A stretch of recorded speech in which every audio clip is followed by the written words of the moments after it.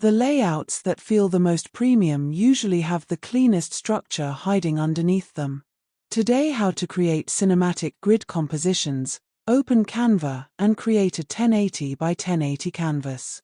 Start by inserting multiple rectangular frames in a structured grid arrangement while leaving slightly uneven spacing to avoid a rigid look. Upload your images and drag them into each frame, adjusting the crops carefully for consistency and storytelling. Select the background and apply a muted charcoal or soft beige gradient for a cinematic atmosphere. Duplicate one of the larger frames, enlarge it slightly, and place it behind with reduced opacity to create subtle layered depth. Add thin geometric accents or border lines